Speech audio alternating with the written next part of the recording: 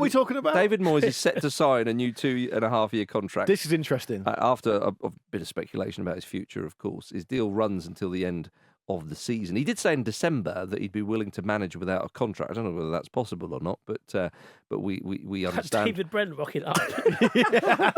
You don't have a contract. That guy's the manager, yeah, but I still want to be the manager.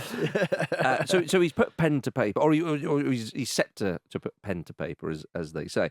I mean, that long ago, of course, Declan Rice said he's the greatest manager of West Ham they've ever had. Yeah, I think he was quite adrenaline was pumping quite heavy at the time. It was on the pitch. Holding a trophy. Yeah, minutes on after the pitch. they'd won the Yeah. But obviously delivers that. This season they've improved a lot since last season. Well, can I have a run up at this? Please. I think it's interesting. I think it's a really interesting topic. I'm a Moyes in man. Because that's good to know. You've nailed your colours to the mast, and the Moyes sire will thank you for it.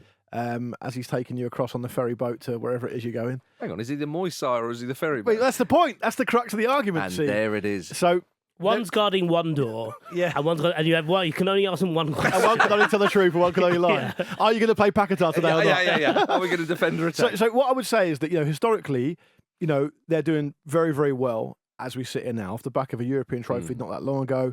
I think they're sixth in the table. You can call it the Conference League. Well, it's a European trophy. I know. But... Okay, the Europa Conference League. Right. Okay, I don't like saying it 'cause it's a mouthful, isn't it? Okay. There's a feeling among the West Ham fans that despite people who are, only glancing at West Ham in passing like we perhaps do, or only go to the odd game, that, well, they've never had it so good. So what are they complaining about? I think there's a feeling that every single time you go to a game, they play the same way. They play in a kind of fairly negative counter-attack fashion. There's a feeling among the fan base that with the attacking players they've spent money on to sign, they could perhaps play a better type of football. And so therefore they're not necessarily that bowled over by the prospect of having another 2 or 3 years of this. Now that may sound ungrateful, and perhaps it is. I don't know. I'm not a West Ham fan. But I do think there's something in that. I do think that, if they want to play football in a certain way and they want to be excited, and they would perhaps rather be up and down or be a bit more entertained but not have the success. That's kind of up to them. I guess the difference is they've kind of tried this before, because when Moyes went the first time, they brought in Pellegrini, they gave him a huge budget. The engineer, one of the great management nicknames. And they needed and they needed Moyes to come in and pull them out of the shit. And not only that, they needed him to do what I think has been quite unrecognised, because we have an idea of David Moyes and this is what he does. He does quite sober, will get you results to a certain level, etc., etc. I think it can easily be overlooked. The value he's brought on every level, actually, for most of his second spell at West Ham, because there were a lot of big signings. They were just hopeless, really. And he has managed to make those signings into serviceable players, which I think is really, really impressive. I think that's an excellent point. He's an authentic coach. Here's one for you. Yeah. A friend of mine who works in football is a West Ham fan. I asked him about this, and I'm not going to name him because I don't want to compromise him. But he said that, on balance, I would stick with Moyes. 3 successive years in Europe plus a trophy win has never happened in my lifetime, so I find it hard not to be happy with what he's achieved. But I rarely go to the games these days, and when I do or watch on telly, it isn't much fun because having to sit through 90 minutes of defending can be really gruelling.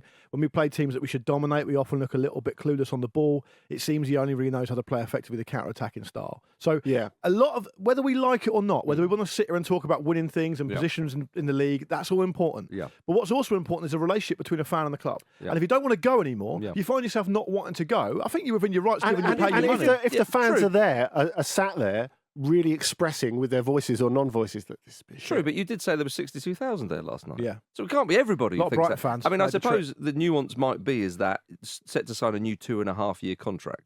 Now, there'll be clauses in that, as we know, and so on. But there won't be this time around because he's been burned by that before. Right, okay. Which is why they were able to bid him off when he came and rescued them for that half season. And why when he came back, he made sure that actually, if he was coming back, that he would have if not a payoff, then also a clause in that. So I think he's been burned by West Ham before. So I don't think any of those clauses will be part of it. What do you think about the whole thing, Vish? What's your take? Well, the fact that it's only 2.5 years is quite telling in itself, because it does actually mean that if they do decide to bin him off early, they're not paying as much for that as they would if he was on a longer term. You actually touched on the point that I was going to make, actually, because this was originally an internal conversation within the fan base that then essentially got out into wider consumption, which is why we're talking about it now, where a lot of the context was stripped away from it. Because, as Andy said, there were periods last season when they were considering getting rid of him. There was a lot of anger among West Ham fans because it felt like he wasn't, making good on this. And even when they won the Europa Conference League, there was a sentiment during the summer that actually, if he left now, maybe that'd be better for everyone. I actually said that. I was like, he'll never get as good. It'd be a great way to go. And actually, I didn't see this league run they're in coming to a point because, and I think it'd be fair to say it has been accelerated by, or rather, Kudus has been, the key driver on it because he has been an exceptional signing for them. And it's David Moyes has always found it hard to trust players coming in and putting them in immediately. And I would say fair play to him for not doing that with Kudus. And then at the same time, he couldn't really make the other decision, could he? Because Kudus had been so exciting at the start. My take on it is that, like, I can see where West Ham fans are coming from. I think it's dangerous for people. Not dangerous, actually. That's probably putting too strong a point on it.